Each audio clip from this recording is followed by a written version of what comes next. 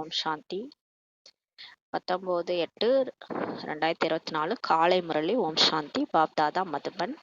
சிவத்தந்தையே பிரம்மா தந்தையோட உடல் அவதரிச்சு நமக்காக பாடம் எடுக்க ஆசிரியராகி வந்திருக்கிறாரு. நம்மளாம் இறை மாணவர்கள் மிக கவனமா ஆத்ம அபிமானியாகி இந்த பாபாவுடைய முரளியை கேட்கலாம். பாபா சொல்றாங்க, இனிமையான குழந்தைகளே, ஞானத்தை தாரணை செய்து கொண்டே இருந்தீர்கள் என்றால் கடைசியில் நீங்கள் தந்தைக்கு சமமாக ஆகிவிடுவீர்கள். நம்ம பாபா டெய்லி நம்ம கிளாஸ் எடுக்கிறாருல, என்ன சொல்லி கொடுக்குறாரோ அதை வாழ்க்கையில் அப்படியே தாரணை பண்ணிக்கிட்டே இருந்தோம்னா கடைசியில் நம்ம பாபாவுக்கு சமமாகவே ஆயிடுவோம்னு சொல்லி சொல்கிறாரு. பாபா எப்படி இருக்கிறாரோ சாட்சியாக இருந்து பார்க்குறாரு. இது ஒரு ட்ராமான்ட்டு பார்க்குறாரு. எதுக்குமே ரியாக்ட் பண்ண மாட்டாரு. அப்படியே எல்லாருமே நடிகர்கள் அவங்கவுங்க நடிச்சுட்டு இருக்கிறாங்கன்னு பார்க்குறாரு. அவருக்கு கோபமே வராது. அவருக்கு 5 விகாரமே இருக்காது. அதை மாதிரியே நீங்களும் ஆயிடுவீங்க கடைசியான்னு சொல்லி பாபா சொல்கிறாரு. தந்தையின் முழு சக்தியையும் நீங்கள் ஜீரணித்து விடுவீர்கள். பாபா நினச்சி அவர்கிட்ட இருக்கிற முழு சக்தியும் நம்ம வாங்கிடுவோம்னு சொல்லி பாபா சொல்கிறாரு. கேள்வி: எந்த 2 வார்த்தைகளின் நினைவு மூலம் சுயதர்ஷன சக்கரதாரி ஆக முடியும்? எந்த 2 வார்த்தைகளை நம்ம நினைக்கிறது மூலமா ஆட்டோமேட்டிக்காவே நமக்கு சுயதர்ஷன சக்கரதாரியா நம்ம ஆக முடியும்? பதில்: உயர்ச்சி மற்றும் வீழ்ச்சி. இதை எப்படி இருந்தானா இப்படி ஆயிட்டோம்ல, அந்த மாதிரி உயர்ச்சி மற்றும் வீழ்ச்சி இந்த 2 வார்த்தையை ஞாபகப்படுத்திட்டாலே நம்ம எப்படி இருந்தவங்க இப்படி ஆயிட்டோம், இந்த வார்த்தைகளே நம்ம ஞாபகப்படுத்தினாலே சுயதர்ஷன சக்கரதாரியா ஆயிடலாம். தூய்மையின் உயர்நிலை மற்றும் தூய்மை இல்லாத நிலை, இந்த 2 நிலை தான் நம்ம தூய்மையா இருந்தோம், உயர்ந்த நிலையில இருந்தோம் ஒரு காலத்துல தேவதையா. ஆனா நம்மளே தான் கீழே இறங்கி இந்த தூய்மை இல்லாத நிலைக்கு வந்துட்டோம். சிவாலயம் மற்றும் வேஷியாலயம், இந்த 2 வார்த்தைகள் பாபா விதவிதமா சொல்றாரு. உயர்ச்சி மற்றும் வீழ்ச்சி, தூய்மையின் உயர்நிலை, தூய்மை இல்லாத நிலை, சிவாலயம் மற்றும் வேஷியாலயம், சொர்க்கம் மற்றும் நரகம். இந்த 2 விஷயங்கள்ல நினைவில் இருந்தாலே போதும், நீங்க சுயதர்ஷன சக்கரதாரி ஆகிடுவீங்கன்னு சொல்லி சொல்றாரு. நீங்கள் குழந்தைகள் ஞானத்தை சரியான விதத்தில் தெரிந்துள்ளீர்கள். இப்போ பாபா குழந்தையாகி நம்ம எல்லாருமே ஞானத்தை கரெக்டாக புரிஞ்சுக்கிட்டோம்.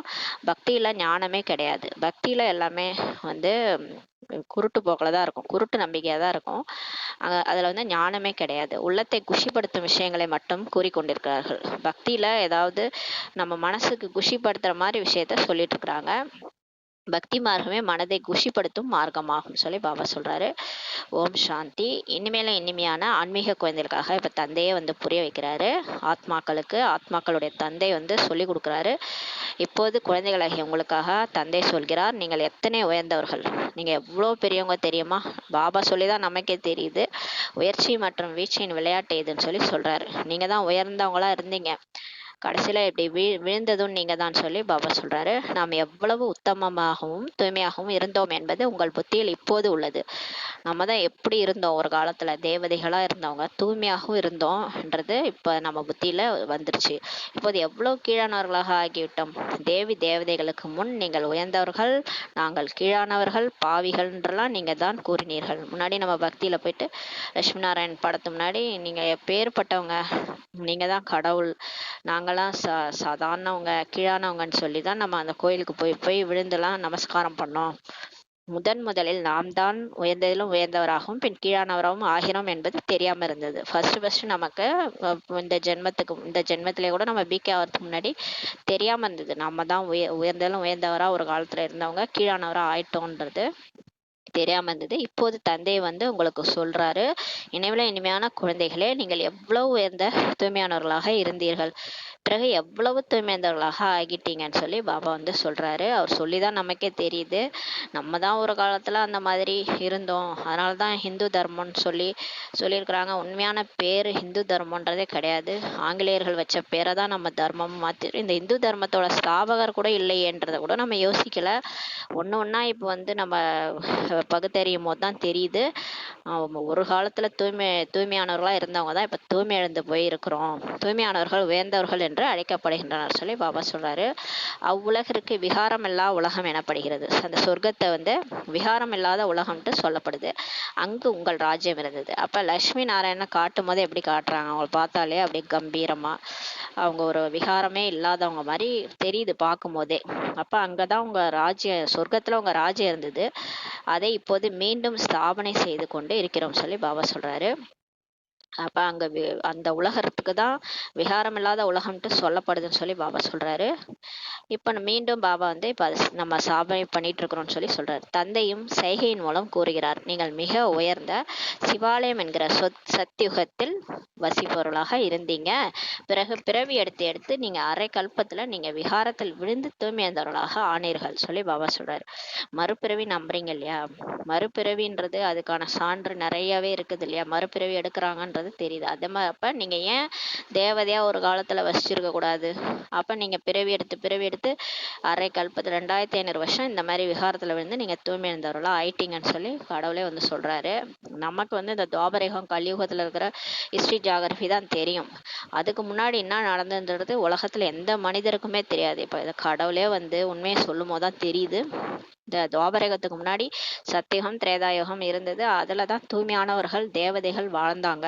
அந்த தேவதைகள் பிறகு பிறவி எடுத்து வாம மார்க்கத்துல வரும்போதுதான் 2500 வருஷம் துவாபரயுகம் கலியுகத்துல தூய்மையந்தவரா ஆயிட்டாங்கன்றது நமக்கு புரியுது. அரை கல்பம் விகாரத்துல இருந்தீங்க, இப்போது மீண்டும் நீங்க விகாரம் இல்லாத உயர்ந்த தூய்மையான நிலையை அடையணும்னு சொல்லி பாபா சொல்றாரு. இப்ப நீங்க அரை கல்பம் நீங்க அப்படிதான் வாழ்ந்தீங்க, பரவாயில்ல விடுங்க. ஆனா இப்ப நீங்க ஒரே பிறவில விகாரம் இல்லாத தூய்மையான நிலையை அடையணுன்றாரு. 2 வார்த்தைகளை நினைவில் வைக்கவும் சொல்லி பாபா சொல்றாரு. 2 வார்த்தையை நினைவில் வைங்க. இப்போது இது மிகவும் தமோ பிரதானமான உலகம், தூய்மை இழந்த கீழான உலகம். பார்க்கும் போதே தெரியுது இல்லையா? எங்க தூய்மையே கிடையாது. இங்க மனிதர்களும் நல்லவர்களே கிடையாது, கெட்டதுக்கு தான் இப்ப காலமே. காசு பணம் கொடுத்தா போதும், யார் வேணாலும் என்ன வேணாலும் செய்யலாம். தர்மமே இங்க கிடையாது, அதர்மம் தான் தலை தோங்கி நிக்குது. இது தூய்மை இல்லாத உலகம், கீழான உலகம், தமோ பிரதானமான உலகம்னு சொல்றாரு. சதோ பிரதான உயர்ந்த தூய்மையான உலகின் அடையாளம் கூட இருந்தது. அது லட்சுமி நாராயணன் 5000 வருடத்தின் விஷயம் இதுன்னு சொல்லி பாபா சொல்றாரு. சதோ பிரதானமான ராஜ்யம் பாரதத்துல தான் ஒரு காலத்துல இருந்தது. பாரதம் தான் மிகவும் உயர்ந்ததா இருந்தது ஒரு காலத்துல. ஆனா இப்போது கீழானதாகி விட்டது. விகாரமில்லா நிலையிலிருந்து விகாரியாக ஆவதில் உங்களுக்கு 84 ஜென்மம் எடுக்கிறது சொல்லி பாபா சொல்றாரு. நம்ம வந்து தேவதையா நடிக்கும் போது இந்த காமம் கோபம் பற்று ஆசை அகங்காரம் இல்லாம நம்ம இருந்து கடைசியில நம்ம திரும்ப அந்த காமம் கோபம் பற்று ஆசை அகங்காரத்துல மாட்டிக்கிறோம். அதை மாற்றுறதுக்கு நமக்கு 84 பிறவி எடுக்குதுன்னு சொல்லி சொல்றாரு. அங்கும் கூட சிறிது சிறிதாக களைதல் குறைந்து கொண்டே செல்கின்றன.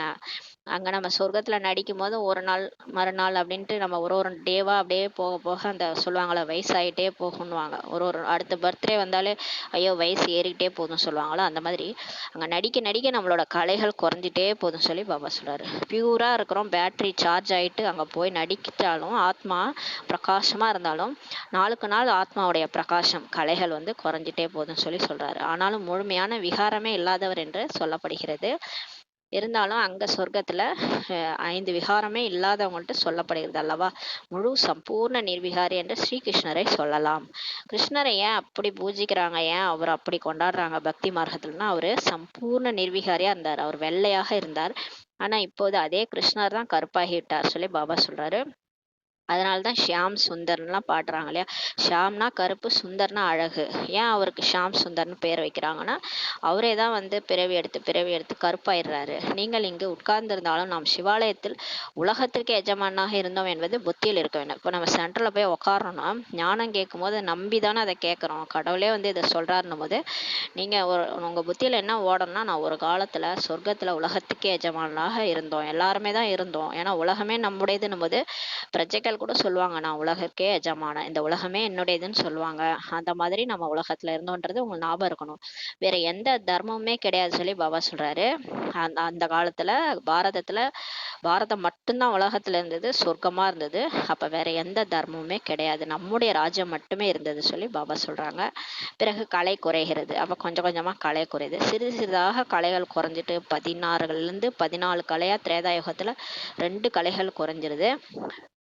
அதுக்கப்புறம் அப்புறம் திரேதாயுகம் முடியும் தருவாயில நம்ம தூய்மை இழந்த கலைகள் குறையறதுனால, ஆத்மால சக்தி குறையறதுனால தூய்மை இழந்தவரா ஆகிறோம். வாம விகாரத்துல போயிட்டு வாம மார்க்கத்துல போறதுனால துவாபர யுகத்துல இருந்து நம்ம விழுந்து விழுந்து சீச்சி ஆகி விடுகிறோம் சொல்லி பாபா சொல்றாரு. அதுக்கப்புறம் 8 கலைகளா குறைஞ்சது. எப்ப விகாரத்துல போறோமோ 16 கலைகள் பெற்ற சம்பூர்ண பௌர்ணமி மாதிரி இருந்த நம்ம அப்படியே அமாவாசை இரவு மாதிரி கொஞ்சம் கொஞ்சமா கலைகள் குறைஞ்சிட்டே வந்து சீச்சியா ஆயிடுறோம். அப்ப ஆத்மா லோ பேட்டரி ஆகும்போது தான் கடவுளே வந்து நம்மள செலக்ட் பண்ணி திரும்ப ஞானத்தை கொடுக்குறாரு, ஆத்மா ஒளியை எழுப்புறாரு. இதற்கு சொல்லப்படுகிறது விகார உலகம் என்று. இந்த உலகமோ சீச்சி உலகம், இது விகார உலகம், விஷமான வைதர்ண நதின்னு சொல்லி சொல்லுவாங்க. இந்த விஷ வைதரணி நதின்னு சொல்லிட்டு சொல்லுவாங்க இல்லையா, கருட புராணத்துல சொல்லியிருப்பாங்க. அது என்னன்னா, மரணத்துக்கு அப்புறம் என்ன நடக்குதுன்றத கருட புராணம்னு ஒரு நூல் இருக்கும், அது சாஸ்திரத்துல இருக்கும். அதை எடுத்து படிச்சீங்கன்னா தெரியும் மரணத்துக்கு அப்புறம் எங்க போறாங்க என்ன ஆகுதுன்ட்டு. அந்த விஷ வைதரணி நதிக்கு போகுது அந்த ஆத்மா. அது ரொம்ப கஷ்டப்படும் அந்த நதியை கடக்கிறதுக்கு. அதுல எண்ணெய் சட்டியில வறுப்பாங்க. அப்படியே அதெல்லாம் என்ன தண்டனை, நம்ம என்னென்ன பண்ணமோ அதுக்கு தகுந்த தண்டனை கிடைக்கும். இங்க ஆடு மாடெல்லாம் கொண்டு வந்தோம்னா அந்த ஆடு மாடு அந்த சிங்கம்லாம் நம்மளை வச்சு கடிக்கும். அப்புறம் வந்து இங்க நம்ம எல்லாரையும் கொடுமைப்படுத்தி தான் நம்மள எண்ணெய் சட்டியில வச்சு வறுப்பாங்க. அப்படியெல்லாம் கதை சொல்லியிருப்பாங்க. அந்த விஷ வைதரணி நதியில மரணத்திற்கு பின் கடக்கப்பட வேண்டும் என நம்பப்படும் ஆறு தான் அந்த விஷ வைதரணி நதின்னு சொல்றாரு. அதுல வந்து நம்ம வந்து மூழ்கி ஏமாந்து கொண்டிருக்கின்றனர். ஆனா அது வந்து ஒரு கதை தான் சொல்லியிருக்கிறாங்க. உண்மையிலே பாபா சொல்றாரு, இந்த விஷ வைதரணி நதின்றது என்ன தெரியுமா, இந்த உலகம்தான் சொல்லி சொல்றாரு. இப்ப நம்ம இருக்கிறோமே இந்த நரகம், இந்த உலகம்தான் விஷ வைதரணி நதி. இதுலதான் அவங்கவுங்க பண்ண பாவத்துக்கு அவங்கவுங்க தண்டனை அனுபவிச்சுட்டு எவ்வளவு கஷ்டப்பட்டுட்டு இருக்கிறோம். ஒரு காலத்துல குழந்தை குளிப்பாட்டி குழந்தைய அழகா வளர்த்து வச்சிருந்தாரு கடவுள். அந்த தாயா வந்து நம்மளை குளிப்பாட்டி சொர்க்கத்துல கொண்டு போய் விட்டாரு. நம்மளே விழுந்து சேத்துல விழுந்து அழுக்காக்கிட்டு இப்ப என்ன பண்றோம், சேத்து சகதியில உட்காந்துட்டு கிடக்குறோம். இப்ப பாபாவே காப்பாத்துறதுக்கு வராது. நம்ம ஏமாந்து இருக்கிறோம். இந்த 6 வயச வைத்தறிஞரில இதுதான் உலகம், இதுதான் வாழ்க்கைன்னு நம்பிட்டு ஏமாந்து இருக்கிறாங்கன்னு சொல்லி சொல்றாரு. அங்கு சத்தியுகத்துல பார்க்கடல்ல இருந்தீங்க. ஒரு காலத்துல சொர்க்கத்துல பார்க்கடல்ல கடவுள் நம்மளை வச்சிருந்தாரு. நீங்கள் முழு உலகின் சரித்திரம் பூகோளத்தையும் உங்களுடைய 84 ஜென்மத்தின் கதையும் புரிஞ்சுக்கிட்டு இருக்கிறீங்கன்னு சொல்லி சொல்றாரு. நமக்கு தான் உலகத்திலே எல்லாரோட நமக்கு தான் இப்ப கடவுளே வந்து முழு உலகத்தினுடைய ஹிஸ்டரி ஜியாகிரபி எல்லாத்தையும் சொல்லி புரிய வைக்கிறாரு. நம்ம எத்தனை பிறவி எடுத்தோன்ற கதையும் சொல்றாரு. நம்ம ஒருத்தருக்காவது முன் ஜென்மம் ஞாபகம் இருக்குதா? இருக்காது. ஏன்னா நம்ம அத்தனை பிறவி எடுத்து வச்சிருக்கிறோம். ஒரு பிறவி 2 பிறவி எடுத்தா போன ஜென்மமாவது ஞாபகம் வரும். நம்ம எடுத்ததோ 84 பிறவி, எதுன்னு ஞாபகம் வருது? அதனாலதான் நமக்கு மறுபிறவி ஞாபகம் வரல. பாபா சொல்றாரு, நாம் விகாரம் இல்லாதவர்களாக இருந்தோம். ஒரு காலத்துல நாம தான் தேவதைகளா இருந்தோம். இவர்களுடைய ராஜ்யத்துல தான் இருந்தோம். லட்சுமி நாராயணனுடைய ராஜ்யத்துல இருந்தோம். தூய்மையான ராஜ்யம் இருந்தது. அதற்கு முழு சொர்க்கம் என்றே சொல்லலாம் சொல்லி பாபா சொல்றாரு. பிறகு திரேதாவதுல அரை சொர்க்கம் ஆயிடுச்சு. ஏன்னா 14 கலைகள் வந்ததுனால. இது புத்தியில் உள்ளல அல்லவான்னு சொல்லி பாபா நம்மளை கேட்கிறாரு. தந்தை தான் வந்து உலகின் முதல் இடை இறுதியின் அந்தத்தின் ரகசியத்தை இப்ப புரிய வைக்கிறாரு. இது மனிதர்கள் யாருமே இந்த ரகசியத்தை சொல்லலை. எங்குமே தெரியாத விஷயம் இதுதான். உடல் அழிஞ்சிரும், ஆத்மா இருக்கும், இந்த விஷயம் எல்லாம் தெரியும் எல்லாருக்கும். ஆனா மற்றபடி இந்த சிருஷ்டி சக்கரத்தோட ரகசியம், இதே உலகத்துல சத்தியுகம் திரேதாயுகம் இருந்தது. இதே பூமி தான் ஒரு காலத்துல சொர்க்கமா இருந்தது. இதே பூமி இப்ப நரகமாயிடுச்சு. இங்க வந்து மொத்தமே 5000 வருஷம் சக்கரம். இதெல்லாம் யாருக்குமே தெரியாது. இந்த ரகசியத்தை கடவுள் தான் வந்து சொல்லி புரியுகிறாரு. மற்றபடி அந்த ஆத்மா, பரமாத்மா, ஆத்மா வந்து எப்படி நடிக்கிறது, இது எல்லாமே மற்றவங்களுக்கு தெரியும். உடல் அழியிறது, ஆத்மா வந்து போயிடுறது, இந்த விஷயம்லாம் எல்லாமே எனக்கு தெரியுன்றாங்க. அது எல்லாருக்கும் தெரியும் தான். ஆனா இந்த உலக நாடக சக்கரம் ஒரு கல்பம் எத்தனை வருஷம் இது தெரியுமா? இஷ்டத்துக்கும் கதை சொல்லிட்டு இருக்கிறாங்க இல்லையா? ஆனா உண்மை எதுன்னு யாருக்குமே தெரியாது சொல்லி சொல்றாரு. மத்தியில் தான் ராவணனே வருகிறான். அதுக்கப்புறம் 2500 வருஷம் கழிச்சுதான் ராவணன் வரான். பிறகு கடைசியில் இந்த விகாரமான உலகம் விநாசமாகிடும். எப்ப இந்த 5 தலை அந்த 10 தலை ராவணன் வந்து பெருசாகி பெருசாகி எரிச்சுக்கிட்டே இருக்கிறாங்க. வருஷம் பெருசாகிறாங்கன்னா ஏன்னா அந்த காமம், கோபம், பற்று, ஆசை, அகங்காரம் ஒவ்வொருத்தருக்குள்ளாரையும் பூதாகரமா வெடிச்சிட்டு இருக்குது. ரொம்ப மோசமாயிட்டே போகுது இல்லையா? அதனாலதான் இந்த கடைசியா இந்த விகாரமான உலகம் அழிஞ்சே தீரணும். அதனால பாபா வந்து விநாசம் ஆயிடும்னு சொல்லி சொல்றாரு. ஏன்னா இங்க யாரையும் அழிக்க முடியல. ஏன்னா ரொம்ப அதர்மம் தலை தூக்கிட்டு இருக்குது. எது நல்லது கெட்டது சொன்னாலும் புரிஞ்சிக்க மாட்டாங்க. அதர்மம் தான் இங்க தலை தூக்கிட்டு இருக்குது. கொடூரமா கொலையெல்லாம் பண்றாங்க.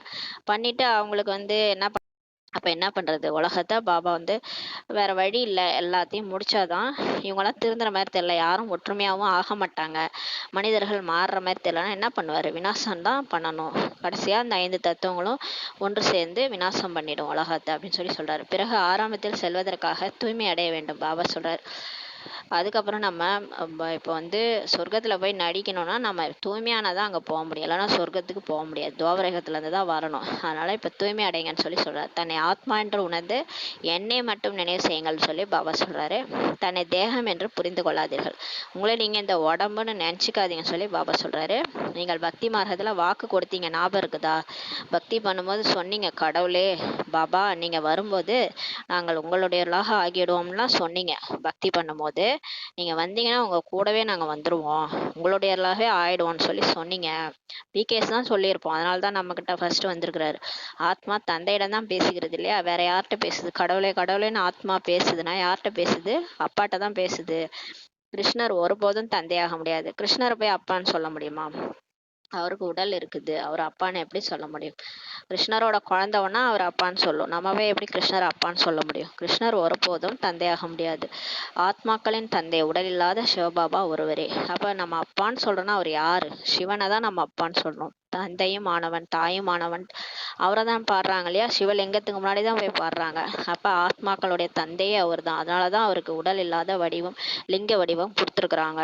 உடல் இல்லாத சிவபாபா ஒருத்தர் தான் ஆத்மாக்களுடைய தந்தை. அந்த எல்லைக்குட்பட்ட தந்தையிடமிருந்து தான் இந்த எல்லைக்குட்பட்ட ஆஸ்தி நமக்கு கிடைக்குது. அந்த சாதாரண நம்ம அப்பா சரீரத்தினுடைய அப்பாட்ட இருந்து சாதாரண ஆஸ்தி, எல்லைக்குட்பட்ட ஆஸ்தி, வீடு வாசல் சொத்து எல்லாம் கிடைக்கணும். ஆனா இந்த எல்லை இல்லாத தந்தையிடமிருந்து எல்லையற்ற ஆஸ்தி பாரதத்துக்கே இப்ப கிடைக்கிறது சொல்லி சொல்றாரு. அதனாலதான் தங்க குருவி ஆக போகுது பாரதம். அதனால சத்தியுகத்திற்கு சிவாலயம்ட்டு சொல்லப்படுது. சிவன்கிட்ட இருந்து ஆஸ்தி எடுத்து உருவானதுனால அந்த சத்தியுகத்தை நம்ம சிவாலயம்ட்டு சொல்றோம்னு சொல்லி சொல்றாரு. சிவபாபா இங்கு வந்து தேவி தேவதா தர்மத்தை இப்ப ஸ்தாபனை செய்தார். இதை எப்போதும் நினைவில் வைக்க வேண்டும் சொல்லி பாபா சொல்றாரு. குஷியான விஷயம் அல்லவா? இப்ப கடவுளே வந்துட்டாரு, தேவி தேவதா தர்மத்தை ஸ்தாபனை பண்றாரு. எவ்வளவு பெரிய குஷியான விஷயம். நம்ம தர்மமே கடவுள் வந்து ஸ்தாபனை பண்ண தர்மம்னு கேட்கும் போது எவ்வளவு ஒரு ஒரு நஷா வருது பாருங்களேன். மற்ற தர்ம ஸ்தாபகரை விட கடவுளே தர்ம ஸ்தாபகரா இங்க வந்திருக்கிறாருன்னும் போது, அதுவும் நம்மளோட தர்மத்தை ஸ்தாபனை செய்யறாருன்னும் போது இது எவ்வளவு குஷியான விஷயம் சொல்லி சொல்றாரு. எப்போது நாம் மீண்டும் சிவாலயத்திற்கு செல்கிறோம். இப்ப நம்ம திரும்பவும் சொர்க்கத்துக்கு போறோம். யாராவது மரணம் அடைந்தால் சொர்க்கம் சென்று விட்டதாக சொல்வார். ஆனால் ஒருபோதும் அப்படி யாருமே போகிறது இல்லைன்னு சொல்லி சொல்றாரு. இவை அனைத்தும் பக்தி மார்க்கத்தின் பொய்யான பேச்சுக்கள் தான். உலகத்தை குஷிப்படுத்துவதற்காக சொல்றாங்க. இறந்து போயிட்டா வைகுண்ட பதவி அடைஞ்சிட்டாங்க வருத்தத்தோடு தெரிவித்துக் கொள்கிறோம் சொல்லுவாங்க. அதான் வைகுண்டத்துக்கு போயிட்டாங்க, அப்புறம் ஏன் வருத்தத்தோடு சொல்றீங்க? சொர்க்கத்துக்கு தானே போய்க்கிறாங்க. சரி, சொர்க்கத்துக்கு போனவங்களுக்கு எதுக்கு 16வது நாள் உட்காந்து படைச்சுன்னு இருக்கிறீங்க? அவங்க தான் சொர்க்கத்துல போய் 36 வகை உணவு சாப்பிட போறாங்க. இங்க இருக்கிற நரகத்தினுடைய உணவை அவங்களுக்கு ஏன் படைக்கிறீங்க? பாபா கேட்கிறாரு. அதை வேற சும்மா சொல்லிக்கிறாங்க, எல்லாம் பொய்யான பேச்சுக்கள். உண்மையான சொர்க்கத்திற்கு இப்போது நீங்கள் செல்ல போகிறீர்கள். பாபா சொல்றாரு, பக்தியில பொய்யா எதெல்லாம் கேட்டுன்னு வந்தீங்களோ இப்ப உண்மையா நீங்க போக போறீங்க. உண்மையான சொர்க்கத்துக்கு இப்ப போக போறீங்கன்றாரு. அங்க எந்த ஒரு நோயுமே இருக்காது. நீங்கள் எப்போதுமே மகிழ்ச்சியா இருப்பீங்க சொர்க்கத்துல. தந்தை எவ்வளவு சகஜமா சின்ன சிறிய குழந்தைக்கு புரிய வைக்கிறது போல புரிய வைக்கிறார். உட்காந்து சின்ன குழந்தைக்கு புரிய வைக்கிற மாதிரி புரிய வைக்கிறாரு. வெளியில் எங்கு இருந்தாலும் நீங்கள் பதவி அடைய முடியும். நீங்க சென்டருக்கு தான் வரணும்னு அவசியம் இல்லை, வெளியிலே இருந்து கூட முயற்சி பண்ணுங்க. இதில் முதலில் தூய்மை தான் முக்கியமானதே தூய்மையா இருக்கணும். 5 விகாரத்துல இருந்து விடுபட்டு இருக்கணும். பாபாவை நினைக்கணும். சாப்பிடுவது குடிப்பது சுத்தமாக இருக்க வேண்டும். சாப்பிட்றது குடிக்கிறது எல்லாமே சுத்தமா இருக்கணும். சாப்பிட்றதுல எதுவும் செத்து கிடக்கக்கூடாது, குடிக்கிறதுல எதுவும் செத்து கிடக்கக்கூடாது, எந்த ஒரு உயிரினங்களும் பலியாகி இருக்கக்கூடாது. அந்த மாதிரி சுத்தமான சாப்பாடை நீங்க சாப்பிடணும். தேவதைகளுக்கு முன் எப்போதாவது சிகரெட் பீடி ஆகியவற்றை போக் வைக்கிறார்களா என்ன? சரி, லட்சுமி நாராயணன் கோயில்ல நெய்வேத்தியமா வைக்கிறாங்களே, எங்கேயாவது சிகரெட் பீடி வச்சு படைக்கிறாங்களா என்ன? இல்லையே. அப்ப பாபா சொல்றாரு கிரந்தத்திற்கு, அதனால நம்ம வந்து இப்ப சாப்பிட்றோம், ஏன்னா தேவதையா ஆக போறோம்னா நம்ம சாப்பிட்றது இப்ப சுத்தமா இருக்கணும்னு சொல்லி சொல்றாரு. கிரந்தத்திற்கு சீக்கியரின் வேத நூல், அதான் கிரந்தம், குருநானக் எழுதுன்னு சொல்லி சொல்லுவாங்க கிரந்தம். அதுக்கு முன்னாடி எப்போதாவது முட்டை பீடி ஆகியவை போக் வைக்கப்படுகிறதா என்ன? பாபா கேட்குறாரு. சாதாரண அந்த அந்த நூல் இருக்குது இல்லையா, அந்த கிரந்தம்ன்றது அவங்க சீக்கியருடைய நூல், மத நூல். அது அந்த நூலுக்கு முன்னாடி எங்கேயாவது சிகரெட் பீடி வச்சு படிச்சு பார்த்துருக்குறீங்களான்னு சொல்லி கேட்குறாரு. ஏன்னா அந்த அளவுக்கு அதுக்கே அவ்வளோ மரியாதை கொடுக்குறாங்க. கிரந்தத்தை குரு கோவிந்தரின் சரீரம் மாதிரி நினைக்கிறாங்க. குரு கோவிந்தருடைய சரீரம்னு சொல்லி அந்த கிரந்தம் புக்கையே அவ்வளோ மரியாதை செலுத்துறாங்க, கிரந்தத்திற்கு அவ்வளோ மரியாதை கொடுக்கிறார்கள் சொல்லி பாபா சொல்றாரு. இது குருவின் சரீரம் போல என்றுன்னு சொல்லி கிரந்தம் அந்த புக்கை வந்து அப்படி வழிபடுறாங்க. அது மாதிரிதான் எல்லா புக்கையுமே பகவத்கீதையில இருந்து சாய்பாபா பக்தர்கள் சாய் சரிதையை அப்படி பணிவா வணங்குவாங்க. அவ்வாறு சீக்கியர்கள் நினைக்கின்றனர். அது மாதிரி சீக்கியர்கள் அந்த குருவின் சரீரம்ட்டு அந்த புக்கை நினைக்கிறாங்க. ஆனால் குருநானக் உட்கார்ந்து கிரந்தம் எழுதவில்லை. குருநானக் வந்து மதத்தை ஸ்தாபனை தான் செய்தாரு. ஆனா அவர் வந்து சீக்கிய தர்மத்தை ஸ்தாபனை செய்தார். ஆனா அவர் உட்கார்ந்து கிரந்தம் எழுதவே இல்லை, குரு கிரந்தம் எழுதவே இல்லை. நானக் அவதாரம் எடுத்தார், அவ்வளவுதான். அவதாரம் பண்ணி அவர் தர்மத்தை ஸ்தாபனை பண்ணார். சீக்கியர்கள் அதிகமாகும் போது பின்னால் தான் கிரந்தம் எழுதப்படுகிறது. எல்லாமே அப்படிதான். வள்ளலார் எழுதுனது கூட அவர் எழுதவே இல்லை. அதுக்கு பின்னாடி அந்த சிஷ்யர்கள் அவருடைய கோட்பாடெல்லாம் எழுதியிருக்கிறாங்க. எதையுமே அவங்கவுங்க எழுதவே இல்லை. பின்னாடி அந்த தர்மம் அதிகமாகும் போது தான் சீக்கியர்கள் அதிகமாகும் போது அந்த கிரந்தம் எழுதப்படுது சொல்லி சொல்றாரு. ஒருவருக்கு பின் ஒருவராக சீக்கிய தர்மத்தில் வந்து சென்றனர். அதுக்கப்புறம் ஒருத்தவங்களா மேல இருந்து நடிக்க வந்தாங்க. சீக்கிய தர்மத்துல வந்து நடிச்சாங்க. முதலில் கிரந்தம் கூட மிக சிறியதாக கையால் தான் எழுதப்பட்டிருந்தது. முத புக்கு கிரந்தம் வந்து சின்னதா தான் கையால தான் எழுதப்பட்டு இருந்ததாம். அது கையால தான் யாரோ எழுதியிருந்தாங்களாம். இப்போது கீதையை கூட கிருஷ்ணரின் ரூபம்ட்டு நினைக்கின்றனர். இப்ப பாருங்க, பகவத்கீதையை வச்சுட்டு அதுதான் கிருஷ்ணர்ன்ட்டே நினைச்சுக்கிறாங்களாம். எப்படி குருநானக்கு கிரந்தமோ அது போல கிருஷ்ணருடைய கீதை கூட பாடப்பட்டுள்ளது. கிரந்தம் புக்கை பார்த்தாலே குருநானக்குன்னு நினைச்சு வழிபடுற மாதிரி இங்க கீதையை கிருஷ்ணரா வழிபடுறாங்கன்னு சொல்லி சொல்றாரு. கிருஷ்ண பகவான் வாக்குன்னா சொல்றாங்க. இதற்கு தான் அஞ்ஞானம்னு சொல்லப்படுது சொல்லி பாபா சொல்றாரு. ஒரே ஒரு பரமாத்மாவிடம் தான் இந்த ஞானமே உள்ளது. இந்த ஆத்மா ஞானமே யார் கொடுத்ததுன்னா பரமாத்மா தான். ஆனா கிருஷ்ணர் கொடுத்தாருன்ட்டு சொல்லிட்டாங்க. இதுக்கு பேர் தான் அஞ்ஞானம் சொல்லப்படுதுன்றாரு. கீதையினால் தான் சத்கதியே ஏற்படுகிறது. ஆனா உண்மையிலே இது கிருஷ்ணர் சொன்னாருன்னு சொல்லியிருக்கிறாங்க. அந்த கீதையினால தான் ஜீவன் முக்தியே கிடைக்குது, சத்கதியே ஏற்படுகிறது. ஆனா அதை சொன்னது கிருஷ்ணர் கிடையாது, பரம்பிதா பரமாத்மா. உலகமே ஏற்றுக்கொண்ட நிராகார் பரம்பிதா பரமாத்மா தான் கீதையை சொன்னதுன்றது. ஞானம் தான் இல்லை யாருக்கிட்டையும். அந்த ஞானம் தந்தையிடம் தான் உள்ளதுன்னு சொல்லி பாபா சொல்றாரு. ஞானத்தினால் பகல் வருது, பக்தினால் இரவு ஏற்படுகிறது சொல்லி பாபா சொல்றாரு. பக்தியில நம்ம கடவுளை தேடி தேடி அலைஞ்சோம். எல்லாமே எல்லாரும் சொன்னதையும் நம்பி அலைஞ்சோம். எதையோ செஞ்சிட்டு இருந்தோம். அதனால அது இரவுன்னு சொல்லப்படுது. ஆத்ம உணர்வை இழந்து தேக உணர்வுல இருக்கும்போது தான் பக்தி செய்யறோம். அதனால அது இரவு. ஆனா ஞானத்துல வந்து ஆத்ம உணர்வை கொண்டு வரதுனால அது பகல் ஆயிடுது, வெளிச்சம் வந்துடுது சொல்லி சொல்றாரு. இப்போது தந்தை சொல்கிறார், ஆத்மாவை தூய்மைப்படுத்த வேண்டும். பாபா வந்து சொல்றாரு, குழந்தைகளே உங்க ஆத்மாவை தூய்மைப்படுத்தணும். நீங்க மாறினாதான் உலகமே மாறும். அதனால முயற்சி செய்யணும்னு சொல்லி சொல்றாரு. ஞானம் ஒரேடியாக மறந்து போய்விடும் அளவிற்கு மாயின் புயல் அவ்வளவு பலமாக வருகிறது. ஆனாலும் பாபா ஒரு பக்கம் அவரோட காரியத்தை செஞ்சுட்டு இருக்கும்போது மாயா ஒரு பக்கம் அதோட வேலையை பண்ணிட்டு இருக்குது. ஞானத்தையே மறந்துடுறாங்க குழந்தைகள். அந்த அளவுக்கு மாயா புயல் பலமா வீசுதுன்றாரு. ஒருவரிடமும் சொல்லக்கூட முடியவில்லை, வெளியில கூட சொல்ல முடியல. அந்த மாதிரி கஷ்டங்கள் எல்லாம் அந்த மாயா கொடுக்குது. யார்கிட்டையும் சொல்ல கூட முடியல. முதலில் காம விகாரமே அதிக தொந்தரவு செய்கிறது. முதல் வந்து போரிடுறதே இந்த காம விகாரம் தான். அது வந்து ரொம்ப தொந்தரவு பண்ணுது. ஒரு பக்கம் பாபா முரளியை கேட்டு நல்லா மாறிட்டு இருந்தா இந்த காம விகாரம் நிறைய தொந்தரவு பண்ணுது. ஏன்னா எல்லாருக்குமே அது வரும். பிரம்மா பாபாவே சொல்லியிருக்கிறாரு, அவருக்குமே காம விகாரம் தொந்தரவு தான் செஞ்சுது. ஏன்னா அது 63 ஜென்மமா எல்லாருக்குமே இருக்கிறதுனால கண்டிப்பா அது ஃபர்ஸ்ட் வந்து போரிடும். கொஞ்சம் கொஞ்சமா தான் எல்லாம் போகும். அதில் தான் நேரமே எடுக்கிறது சொல்லி பாபா சொல்றாரு.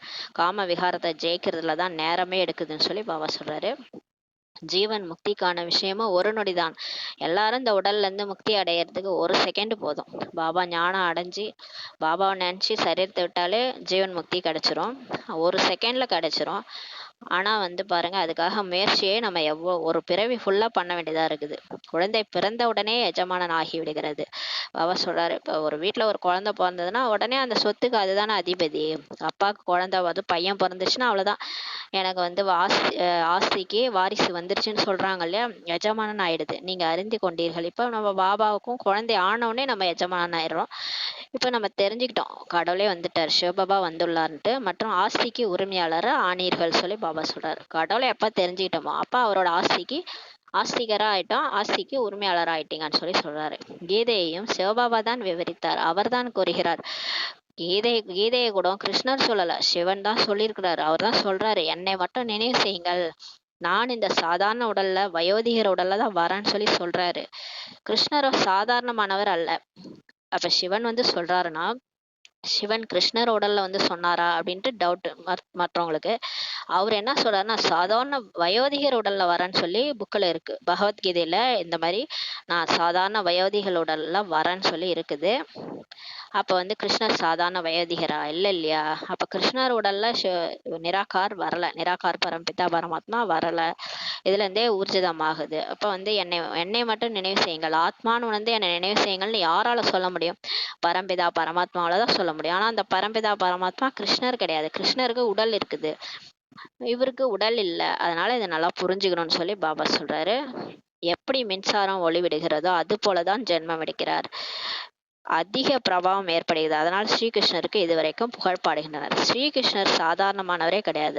அவர் எப்படி தெரியுமா பிறக்கிறாரு? மின்சாரத்துல இருந்து எப்படி ஒளி வருதோ அந்த மாதிரி உலகமே பிரகாசம் அடிக்குமா. அவர் வந்து பிறக்கும் போது உலகத்துக்கே தெரியுமா. அவ்வளோ ஒரு வெளிச்சம் வருமா, உலகத்துல ஒளி வருமா. பல்பு எரியிற மாதிரி மின்சாரம் ஒளி விடுற மாதிரி ஒரு ஜென்மம் எடுப்பாராம். எல்லாருக்கும் தெரியுமா கிருஷ்ணர் வந்துட்டாருன்ட்டு.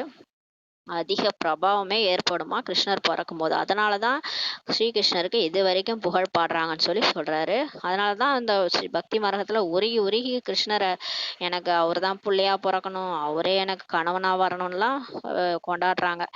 மீதி சாஸ்திரம் போன்றவை அனைத்துமே பக்தி மார்க்கத்தை சேர்ந்தவை. மற்றபடி எல்லா சாஸ்திரங்களும் இருக்கு இல்லையா, பகவத்கீதையை தவிர மற்ற எல்லா சாஸ்திரங்களும் ராமாயணம் மகாபாரதம் வியாசர் எழுதந்து அதே நிறைய பிரதிகள் விதவிதமான வால்மீகி எழுதிக்கிறாரு, வியாசர் எழுதிக்கிறாரு ராமாயணம். அது மாதிரி மாற்றி மாற்றி நிறைய பேர் எழுதியிருக்கிறாங்க. அது எல்லாமே பக்தி மார்க்கத்தை சேர்ந்தவை சொல்லி பாபா சொல்றாரு. ஆங்கிலத்தில் பிலாசபி ஆன்மீக தத்துவம்ட்டு சொல்றாங்க. ஆன்மீக ஞானத்தை ஆன்மீக தந்தை தான் கொடுக்க முடியும். பாருங்க, அந்த பிலாசபி ஆன்மீக தத்துவத்தை யாரால சொல்ல முடியும்? ஆன்மீக ஞானத்தை கடவுளால தான் சொல்ல முடியும். நான் உங்கள் ஆன்மீக தந்தைன்ட்டு அவரே வந்து சொல்றாரு. ஞான கடலா இருக்கிறேன்னு சொல்லி சொல்றாரு. நீங்கள் குழந்தைகளும் தந்தையிடம் இப்ப கற்றுக்கிறீங்க, ஞானத்தை தாரணை செய்றீங்க. பாபா சொல்ற ஞானத்தை நம்ம வாழ்க்கையில தாரணை பண்றோம். பிறகு பின்னால் தந்தை போல ஆகிவிடுவீர்கள். எப்படி நம்ம வாழ்க்கையில பாபா சொல்றதை கடைபிடிக்கிறோமோ அப்புறம் பாபா மாதிரியே நம்ம ஆயிடுவோம்னு சொல்லி சொல்றாரு. முழு ஆதாரமும் தாரணையில் தான் இருக்கிறது. ஆனா பாருங்க, இது எல்லாமே ஞானத்தை கேட்கறது மட்டும் கிடையாது. இந்த காதுல வாங்கி அந்த காதுல விட்டோம்னா ஒண்ணும் கிடையாது. அதை வந்து நம்ம தாரணை பண்ணணும். வாழ்க்கையில தாரணை பண்ணி வாழ்க்கையில பாபா சொல்ற பாயிண்ட் ஒன்னொன்னையும் வாழ்க்கையில அப்ளை பண்ணணும். தாரணையே அதுலதான் முழு ஆதாரமே இருக்குதுன்னு சொல்லி பாபா சொல்றாரு. மற்றபடி நான் முரளி கேட்டேன், நான் ஒயிட் ட்ரெஸ் போட்டேன், பேட்ச் குத்திக்கிட்டேன்னா அது ஒரு பிகேவே கிடையாது. உண்மையான பிகேனா அவங்க பாபா சொல்றத வாழ்க்கையில தாரணை பண்ணணும். எண்ணம் சொல் செயல் மூணும் ஒரே மாதிரியே இருக்கணும். எண்ணத்துல ஒண்ணு, சொல்லுல ஒண்ணு, செயல்ல வேற ஒண்ணுன்னா கண்டிப்பா நம்ம சொல்றதை யாருமே கேட்க மாட்டாங்க. அதான் பாபா சொல்றாரு, முழு ஆதாரமே தாரணையில தான் இருக்குது. பிறகு அந்த வலிமை வந்துவிடும். நீங்க எப்ப தாரணை பண்றீங்களோ அப்போ அந்த வலிமை உங்களுக்கு வந்துடும். தந்தையின் நினைவினால் தான் அதுவும் வரும். பாபா நினைக்க நினைக்க உங்களுக்கு சக்தி வந்துரும்ன்றார். நினைவு கூர்மை என்று சொல்லப்படுகிறது. இத பாபா நினைவு தான் வந்து நினைவு கூர்மை என்று சொல்லப்படுகிறது சொல்லி பாபா சொல்றாரு. வாள்களில் கூட வித்தியாசம் இருக்கிறது அல்லவா. இந்த வாள் இருக்குல்ல, அந்த காலத்துல ராஜாக்கள்லாம் வாள் வச்சிருப்பாங்க இல்லையா, அந்த வாள்ல கூட நிறைய வித்தியாசம் இருக்குன்றாரு. அதே சில வாள் வந்து 100 ரூபாய் மதிப்புடையதாகவும் இருக்குது. சில வாள் வந்து 3 to 4000 ரூபாய் மதிப்புடையதாகவும் இருக்கிறது. இதுல பாபா கூட பிரம்மா பாபா கூட அனுபவஸ்தர் அல்லவா. வாளுக்கு அதிக மதிப்பு இருக்கிறது. குரு கோவிந்த் சிங்கோட வாளுக்கு எத்தனை மதிப்பு இருக்கிறது சொல்லி பாபா சொல்றாரு. ஆகவே குழந்தைகளாகிய உங்களிடமும் யோகத்தின் பலம் வேண்டும். இப்ப நமக்கு கூட யோகா பாபாவை நினைவு பண்ண நினைவோட கூர்மை வந்து வாள் மாதிரின்னு சொல்லி பாபா சொல்றாரு. நீங்க உங்க ஞான வாள் நீங்க சொல்ற வாக்கியம் அம்பு மாதிரி போய் தைக்கும் மத்தவங்களுக்கு. எப்பன்னா நீங்க அந்த அளவுக்கு பாபா நினைவுல சொல்லும் போது மாறாதவங்களும் மாறிடுவாங்கன்றாரு. திருடனை கூட உங்களால மாத்த முடியும். நீங்க சொல்ற ஒரு வார்த்தை போய் அப்படியே தைக்கும் அவங்களுக்குன்னு சொல்லி சொல்றாரு. அந்த அளவுக்கு யோக பலம் வேண்டும். உங்களுடைய கூர்மை ஞான வாழுல கூர்மையை சேருங்கன்னு சொல்லி சொல்றாரு. பாபா நினைவோட சொல்லுங்க ஞானத்தை. மாறாதவங்க மாறிடுவாங்க. ஏன் கேட்க மாட்டாங்கன்னு சொல்றீங்க? ஏன்னா நீங்க பாபா ஒழுங்கா நினைக்காம சொல்றீங்க. அதனாலதான் யாரும் கேட்க மாட்டாங்கன்னு சொல்லி சொல்றாரு. ஆகவே ஞான வாளில் கூர்மை தேவை. இப்ப நீங்க சொல்ற ஞான அம்பு பாயணும்னா கூர்மை வேணும், பாபா நினைவு வேணும். கூர்மை வரும்போது சீக்கிரம் புரிந்து கொள்வீர்கள் சொல்லி பாபா சொல்றாரு. பாருங்க, உங்க ஞான வாள்ல கூர்மை வரும்போது பாபா நினைவு அதிகமா இருக்கும் போது நீங்க சொல்லும் போது நிறைய பேர் சீக்கிரம் புரிஞ்சுக்குவாங்கன்றாரு. நாடகத்தின்படி நீங்கள் முயற்சி செய்து கொண்டுள்ளீர்கள். இருந்தாலும் வரிசை கிரமமா எல்லாரும் டிராமா படி முயற்சி பண்ணிட்டு இருக்கிறீங்க. எந்த அளவு தந்தையை நினைவு செய்றீங்களோ நினைவினால் தான் உங்கள் பாவங்கள் நீங்கும். பாவம் நினைக்க நினைக்க நம்ம ஆத்மால இருக்கிற பாவம் நீங்கிறோன்றாரு. பதீத பாவனாகிய தந்தை தான் இப்ப வந்து வழி சொல்றாரு. பிறகு கல்பத்திற்கு பின்னாலும் இதே போல வந்து உங்களுக்கு ஞானம் கொடுப்பார். எப்படி இந்த ஜென்மத்துல நம்ம இப்போ உட்காந்து இதே நொடியில இந்த முரளியை படிச்சுட்டு இருக்கிறோமோ, அதே மாதிரி தான் அடுத்த கல்பத்திலையும் இதே மாதிரி பாபாட்ட உட்காந்து பாபா நமக்கு இதே முரளியை தான் சொல்லிட்டு இருப்பார். கல்பமும் இதான் நடக்குதுன்னு சொல்லி சொல்றார். பிரம்மாவையும் அனைத்தும் தியாகம் செய்ய வைத்து இதே போல தன்னுடைய ரதமாக ஆக்கி கொள்வார். இதே மாதிரி தான் அடுத்த கல்பமும் இதே பிரம்மா பாபாவை சூஸ் பண்ணி அவரை தியாகம் பண்ண வச்சு அவரே அவரே ரதமா ஆக்கிக்குவாருன்னு சொல்லி பாபா சொல்றாரு. குழந்தைகள், உங்களுக்கு அங்க எத்தனை கவர்ச்சி இருந்தது, எப்படி அனைவரும் ஓடி வந்தனர். பிரம்மா பாபாவுல உடம்புல சிவபாபா வரும்போது எவ்வளவு கவர்ச்சி இருந்தது, எல்லாரும் எப்படி ஓடி வந்தாங்க. தந்தையிடம் கவர்ச்சி உள்ளது அல்லவா. ஏன்னா பியூரஸ்ட் சோல், அவர்கிட்ட காமம் கோபம் பற்று ஆசை அகங்காரமே கிடையாது. அப்படியே குழந்தை மாதிரி இருந்தா இருக்கிற குழந்தைங்களை பார்க்கும் போதே நமக்கு கவர்ச்சியா இருக்குது. போய் அழகா இருக்கேன்னு தூக்கிக்கிறோம் இல்லையா, குட்டி குழந்தைய பார்த்தா. அப்ப பாபா எப்படி குழந்தை மாதிரி அவருக்கு ஒண்ணுமே, அவர் காமன்னா என்னன்னு தெரியாது, கோபம்னா என்ன தெரியாது, பற்று ஆசை அகங்காரம்னா என்னன்னே தெரியாது. சூதுவாதே இல்லாத ஒரு ஒரு மனுஷனா அவர் வந்து அவர் மனுஷனா பிறக்கல, அவ்வளவுதான். மனுஷனா மட்டும் பிறந்தாருன்னா எல்லாரும் அப்படியே முச்சிருவாங்க, ஈ மேய்க்கிற மாதிரி. அவரு போயிட்டு அவர் வந்து பிறப்பிறப்புல வர்றதில்ல, புள்ளியா இருக்காரு. ஆனா அவ்வளோ கவர்ச்சி செய்யறவரு பிரம்மா உடல்ல வரும்போது எல்லாரும் ஓடி வந்தாங்க அவரை பார்க்கறதுக்கு. ஏன்னா அவ்வளோ கவர்ச்சி சிவபாபாட்ட. ஏன்னா அந்த மாதிரி குழந்தையா இருந்தாரு, எல்லாம் தெரிஞ்சவர், ஆனாலும் குழந்தை மனம். அதுதான் நம்மளுடைய அப்பா. இப்போது நீங்களும் அது போன்று சம்பூர்ணமாக ஆகணும் சொல்லி பாபா சொல்றாரு. இப்ப நீங்களும் பாபா மாதிரி ஆகணும். அந்த மாதிரி ஆக வேணாமா, கடவுள் மாதிரி நம்மளும் ஆகணும். நம்மளை பார்த்தா எல்லாருக்கும் பிடிக்கணும், நம்மகிட்ட வந்து எல்லாரும் ஈ மாதிரி மொய்க்கணும், கடவுளை நம்ம பிரத்யட்சம் பண்ணணும்னு சொல்லி சொல்றாரு. ஆனா வரிசைப்படிதான் நீங்க ஆவீங்க. இப்ப எல்லாருமே மாயா அவங்கள கவர்ச்சி பண்ணிட்டு இருக்குது இல்லையா, எல்லாம் மாயா பக்கம் போயிட்டு இருக்கிறீங்க, எங்க என்ன கூப்பிட்டா வரீங்க. அதனால வரிசைப்படிதான் சம்பூர்ணமா ஆவீங்கன்னு சொல்லி சொல்றாரு. இந்த ராஜ்யம் ஸ்தாபனை ஆகிறது. இப்ப ராஜ்யமே இப்ப பாபா ஸ்தாபனை பண்ணிட்டு இருக்கிறாரு. நமக்கு எதுவும் தெரியாது. பாபா யார் யாரை செலக்ட் பண்ணணும், யார் யாரை கருவியாக்கணும், யார் யாரை வச்சு என்னென்ன டிராமால பண்ணணும்ன்றது அவருக்கு தான் தெரியும். எல்லாம் அவர் பண்ணிட்டு இருக்கிறாரு. செய்பவர் அவரு. நம்ம எல்லாம் கருவியா இருந்து செயல்பட்டு இருக்கிறோம். சிருஷ்டி சக்கரத்தையும் புரிந்து கொண்டோம். இப்ப சிருஷ்டி சக்கரத்தையும் நம்ம புரிஞ்சுக்கிட்டோம். சத்தியுக ஆரம்பத்துல இருந்து கலியுக கடைசி வரை நமக்கு என்னென்ன நடந்தது, நம்ம எப்படி பிறந்து வந்தோம், எல்லாமே நமக்கு தெரியும். இப்போது நம்ம சங்கம யுகத்துல இருக்கிறோம். தந்தையும் அவசியம் வர வேண்டியுள்ளது பாவனம் ஆக்குவதற்காக. பாவனம் என்றால் சதோ பிரதானம், தூய்மையான உயர்ந்த நிலை அடைவதற்காக, பாபா ஆக்குவதற்காக இப்ப கடவுளே அவசியம் வர வேண்டியது இருக்குது. பிறகு அழுக்கு ஏறுகிறது. அப்புறம் பாபா நல்லா குளிக்க வச்சு குளிப்பாட்டி அழகா அந்த அம்மா பொட்டு வச்சு உட்கார வச்சாங்கன்னா போய் சேத்துல விளையாடும்ல அந்த குழந்தை. அந்த மாதிரி நம்ம அப்பா வந்து நம்மளை கிளீன் பண்ணி கூட்டுட்டு போய் சொர்க்கத்துல உட்கார வச்சா நம்ம என்ன ஆயிடுறோம், திரும்ப வந்து அழுக்காயிடுறோம், திரும்ப அழுக்கு ஏறுகிறதுன்றாரு. இப்போது இந்த அழுக்கை நீக்குவது எப்படி. இப்ப எப்படி இந்த அழுக்கு, இவ்வளோ அழுக்கு சேர்ந்துருச்சு ஆத்மால, உடம்புல இல்ல, ஆத்மால அழுக்கு சேர்ந்துருச்சு.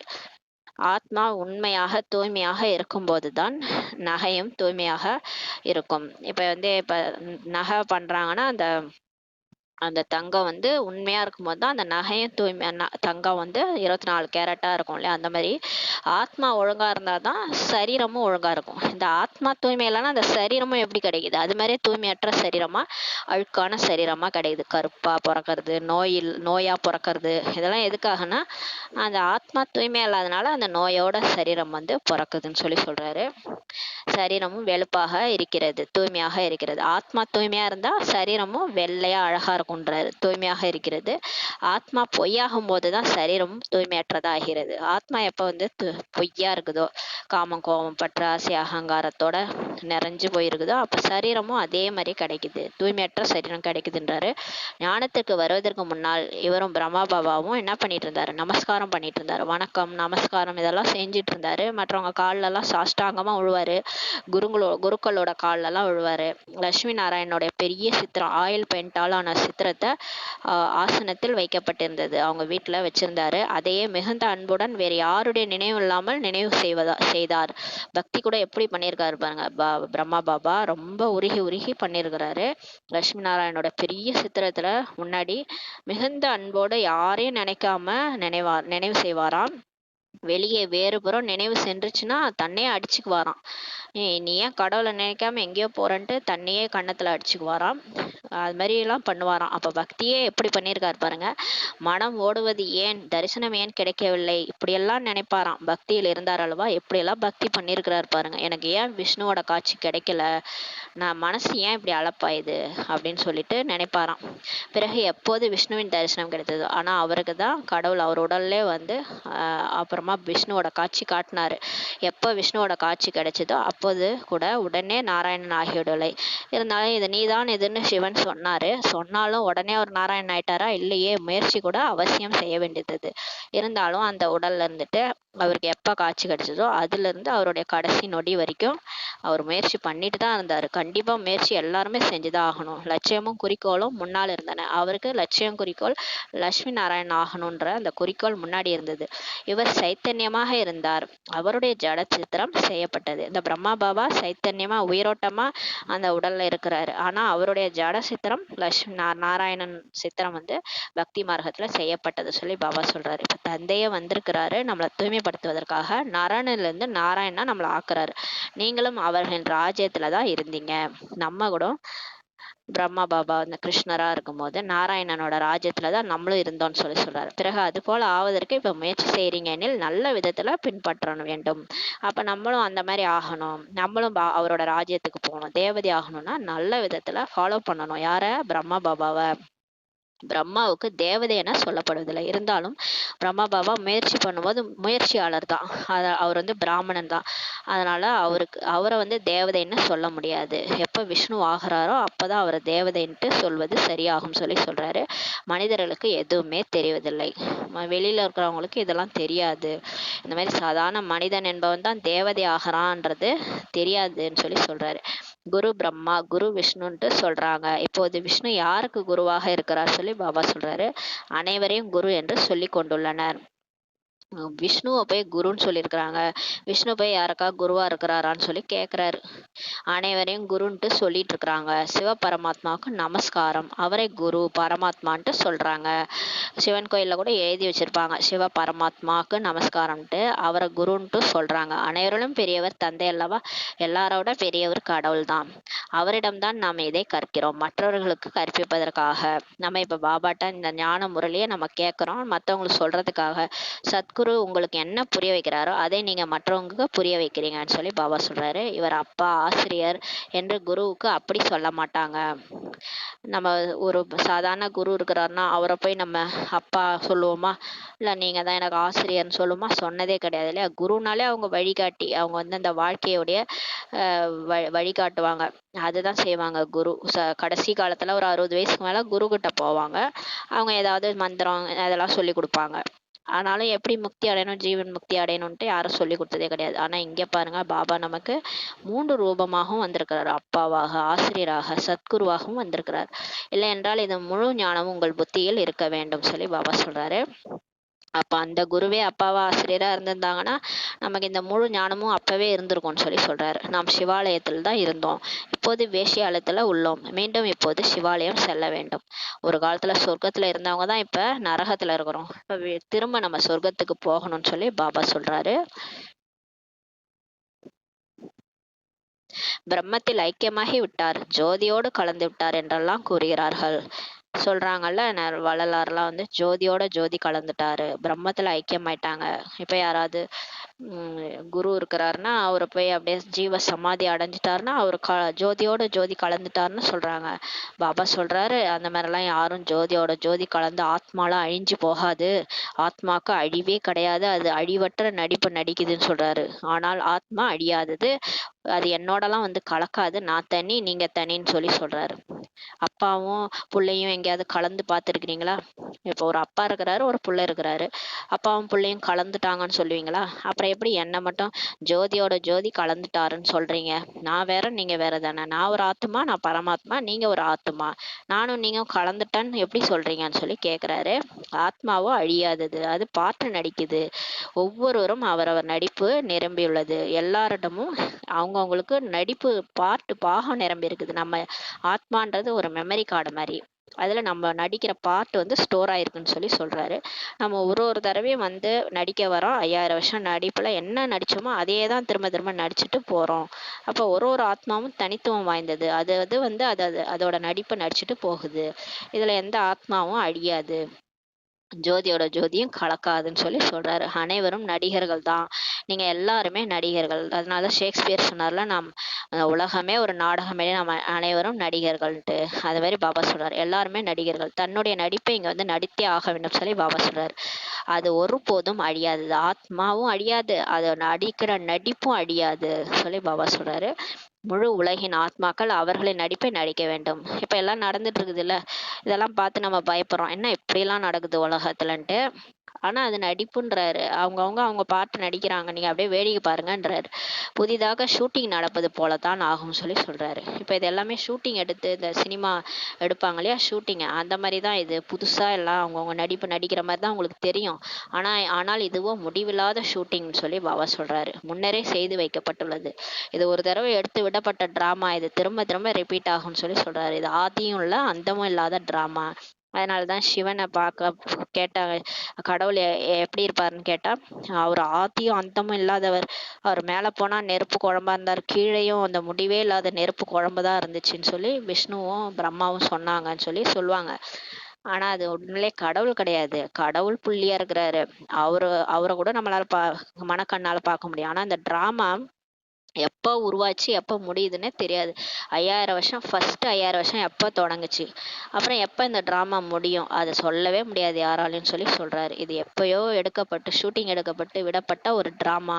இது திரும்ப திரும்ப நடிப்பீங்க. ஆனா புதுசா நடிக்கிற மாதிரி தான் நீங்க நடிப்பீங்க. ஆனா போன கல்பம் கூட இதே பாட்டு தான் நீங்க நடிச்சீங்கன்னு சொல்லி பாபா சொல்றாரு. ஆனா பாருங்க, இப்ப கூட நம்ம அப்படியே புதுசா நடிக்கிற மாதிரி நடிப்போம். ஆனா போன கல்பமும் இதே தான் நீங்க நடிச்சு போயிருந்தீங்கன்றாரு. இந்த உலகின் சரித்திரம் போகலாம் இப்ப மீண்டும் நடக்கிறது சொல்லி பாபா சொல்றாரு. இந்த அதிசய நட்சத்திரம் இரு புருவ மத்தியில் ஒளிர்விட்டு மின்னி கொண்டுள்ளது சொல்லி பாபா சொல்றாரு. இப்ப இந்த ஆத்மான்றது அதிசயமான ஒரு நட்சத்திரம், ஒரு புருவ மத்தியில மின்னிக்கிட்டு இருக்குது. ஒருபோதும் நகர்ந்து போவதே இல்லை. இந்த ஞானம் உங்களிடம் முன்னால் இல்லாமல் இருந்தது. முன்னாடி இந்த ஞானம்லாம் உங்கள்கிட்ட இல்லை. இது உலக அதிசயம். ஹெவன், அதாவது சொர்க்கம்ட்டு பெயரை கேட்டே உள்ளம் குஷி அடைகிறது. சொர்க்கம்னு சொன்னாலே நாக்குல எச்சு ஊறும்னு சொல்லி பாபா சொல்லுவாரு. இப்போதோ சத்தியுகமே இல்லை, இப்போது கலியுகமா தான் இருக்குதுன்னு சொல்லி பாபா சொல்றாரு. புனர்ஜென்மம் கூட நீங்க கலியுகத்துல தான் எடுப்பீங்க. இப்ப எல்லாருமே இறக்குறாங்க இல்லையா, திரும்ப எங்க பிறக்குறாங்கன்னா இங்கேதான் பிறக்குறாங்கன்றாரு. அனைவரும் அவசியம் போகத்தான் வேண்டும். எல்லாரும் போய் தான் ஆகணும். ஆனால் பதித்த ஆத்மாக்கள் போக முடியாது. எல்லாரும் தூய்மையற்றவங்களா இருந்துட்டு நம்ம பரந்தாமம் போனோம்னா போக முடியாது. இங்கே தான் பிறக்கணும். நம்ம இந்த விகாரத்தோட இருந்தோம்னா நம்ம இங்கே தான் வந்து பிறப்போம். எப்ப விகாரமே இல்லையோ அப்பதான் நம்ம வந்து மேல போக முடியும்னு சொல்லி சொல்றாரு. இப்போது குழந்தைகள் நீங்கள் பாவனமாகிறீர்கள். ஆனா இப்ப பாபா நம்மள தூய்மையாக்குறாரு. எப்படி தூய்மையாக்குறாரு? யோக பலத்தினால். பாபா நினைச்சு நினைச்சு நம்ம தூய்மையாகிறோம். பாவன உலகத்தை இறை தந்தை தான் ஸ்தாபனை செய்கிறார். அந்த தூய்மையான சொர்க்கத்தை கடவுளே வந்து காட்ஃபாதர் தான் ஹெவனை ஸ்தாபனை செய்தார்ன்ட்டு கிறிஸ்துவ தர்மத்துல இருக்குது. அல்லாஹ் ஹெவனை படைத்தார், அல்லாவின் தோட்டம்லாம் சொல்றாங்க. மற்ற தர்மத்துல எல்லாமே கரெக்டா சொல்றாங்க. ஆனா நம்ம தர்மத்துல தான் குழப்பி வச்சிருக்காங்க. சொர்க்கம் வந்து இத்தனை வருஷம், இத்தனை லட்சக்கணக்கான ஆண்டுகள், கலியுகம் 40,000 ஆண்டுகள்னு குழப்பி வச்சிருக்கிறாங்க. இந்து தர்மத்துல தான். மற்ற தர்மத்துல கரெக்டா சொல்றாங்க. பிறகு ராவணன் நரகமாக்குகிறான். கடவுளே வந்து தூய்மையான சொர்க்கத்தை ஸ்தாபனை செய்றாரு. ஆனா அந்த ராவணன் வந்து திரும்ப அந்த சொர்க்கத்தை நரகமாக்கிறான்னு சொல்லி சொல்றாரு. இது பிரத்யட்சம் அல்லவா? ராவணனை எரிக்கின்றனர் அல்லவா? ராவணனை எரிக்கிறாங்க, வருஷம் எரிக்கிறாங்க. தசரா பண்டிகைக்கு 10வது நாள் தஸ் அரா, அந்த 10 தலை ராவணனா ஹரா, தஸ் அரானா எரிக்கிறாங்க, அழிக்கணும்னு நினைக்கிறாங்க. ஏன் அவ்வளோ கோபம் தெரியல அந்த ராவணன் மேல? அந்த மனிதர்கள் பெரிய சிலை செஞ்சு எரிக்கிறாங்க. ஏன் எரிக்கிறாங்கன்னு கேட்டா, இது அனாதியாக ஆரம்பம் முடிவில்லாத நடைபெற்று வருதுன்ட்டு சொல்றாங்க. எங்க தாத்தா கொழு தாத்தாலாம் எரிச்சாங்க, அதனால நாங்க எரிக்கிறோம்ட்டு சொல்றாங்க. ஆனால் எப்போதிலிருந்து ஆரம்பித்தது இது கூட யாருக்குமே தெரியாது சொல்லி பாபா சொல்றாரு. பாதி பாதி என்றும் ஆக்க முடியாது, ஏனெனில் லட்சக்கணக்கான வருடங்கள்ட்டு சொல்லிட்டாங்க. நம்ம சொல்லலாம் 2500 வருஷம் எரிச்சிட்டு இருக்கிறீங்கன்ட்டு. இருந்தாலும் இவங்க என்ன சொல்லி வச்சுட்டாங்க, லட்சக்கணக்கான ஆண்டுன்னு சொன்னதுனால நம்மளால பதில் கூட சொல்ல முடியாத அளவுக்கு பண்ணிட்டாங்கன்றாரு. நாங்க வந்து பரம்பரையா எரிக்கிறோம்ட்டு சொல்லிட்டு இருக்கிறாங்க. எப்படியோ போங்கன்ட்டு பாபா சொல்றாரு. கலியுகத்திற்கே 40,000 வருடங்கள்ட்டு சொல்லிட்டாங்க. இப்பதான் அது ஸ்கூல் படிச்சுட்டு இருக்குது. இன்னும் அது வயசாகி இன்னும் எப்ப கலியுகம் முடியறது, 40,000 வருடம்னு சொல்லிட்டாங்க. ஆகவே மனிதர்கள் எப்படி இருக்கிறாங்க? கோரமான இருள்ல இருக்கிறாங்க இல்லையா? அஞ்ஞான உறக்கத்திலிருந்து எழுப்புவது மிக கடினமாக உள்ளது. எழுந்திருப்பதே இல்லை. நம்ம போய் ஞானத்த சொல்லி புரிய வச்சாலும், கும்பகர்ணன் தூங்குற மாரி தூங்கிட்டே இருக்கிறாங்க. அவங்கள எழுப்பவே முடியல. எழுந்திருக்கிறதே இல்லன்னு சொல்லி பாபா சொல்றாரு. இப்போது சங்கம யுகம். இப்போது தந்தை வந்து தூய்மையாக்குவதற்கு யுக்தியையும் சொல்கிறார். இப்ப பாபாவே வந்துட்டாரு. கடவுளே வந்து நமக்கு தைரியம் குடுக்குறாரு. அவர் உடம்பு இல்லாதனால நம்மள தான் கருவியாக்கி சொல்றாரு, சொல்ல வைக்கிறாரு. நீங்கள் பாவனமாகும்போது பாவன உலகம் ஸ்தாபனையாகிடும். நம்ம எப்ப தூய்மையாகிறோமோ அப்ப சொர்க்கம் வந்துரும்னு சொல்றாரு. இந்த தூய்மையற்ற உலகமும் அழிந்து போகும். இப்போது எவ்வளவு பெரிய உலகமாக இருக்குது பாருங்க. ஆனா சத்தியுகத்துல மிக சிறிய உலகமாக ஆகிவிடும். இப்போது மாயை மீது வெற்றி அடைந்து அவசியம் தூய்மை அடையணும்னு சொல்லி பாபா சொல்றாரு. நம்ம எப்ப மாயை வெற்றி அடையணுமோ அப்ப விநாசம் வந்துரும். மாயை மிக மோசமானதுன்ட்டு பாபா சொல்றாரு. தூய்மை ஆவதில் தான் அநேக விதமான தடைகளும் போடுகிறது. ஆனா நம்ம தூய்மையாகலாம்னு பார்த்தோம்னா அது விடவே மாட்டுது. காமம், கோபம், பற்று, ஆசை, அகங்காரத்துல இருந்து வெளியே வரணும், பாபா நினைக்கணும் ட்ரை பண்ணோம்னா இந்த மாயா தடை போடுதுன்றாரு. பாபா நினைக்க விட மாட்டுது. தூய்மை அடைவதற்கு தைரியம் வைக்கிறாங்க. பிறகு மாயை வந்து என்ன நிலை ஆக்கி விடுது பாருங்க. ஒரு குத்து விட்டு விழ வச்சிருதான் மாயா. ஒரே குத்து தான் விழுந்துடுறாங்களாம். எப்படிதான் அது வந்து எல்லாருக்கும் அவங்கவங்க வீக் பாயிண்ட்ல வச்சு அடிக்குது. சம்பாதித்த வருமானத்தையே இழக்க வைக்கிறது. பாபா நினைச்சு நினைச்சு எத்தனை வருஷ புருஷார்த்தம் பண்ணியிருந்தாலும் ஒரே அறதான் மாயா விடுது. அவ்வளவுதான் விழுந்துடுறாங்க பிகேஸ். அவ்வளோ கஷ்டப்படுத்துதுன்றாரு. பிறகு அதுக்கப்புறம் விழுந்து எழுந்துச்சு அதிக முயற்சி செய்யும்படி ஆகிவிடுகிறது. அதுக்கப்புறம் பாபாவை ரொம்ப நினைக்க வேண்டியதா இருக்குது.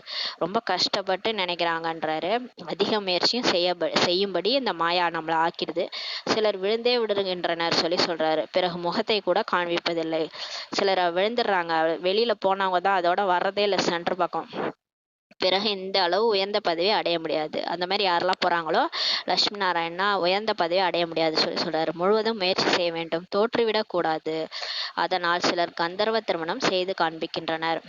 நிறைய கடைசி வரைக்கும் நம்ம முயற்சி செய்யணும், தோக்க கூடாதுன்றாரு. அதனாலதான் இப்ப பிகே சிலர் கந்தர்வ திருமணம், 2 பேரும் கணவன் மனைவி சேர்ந்து வாழ்வாங்க, ஆனா விகாரம் இல்லாம வாழ்வாங்க.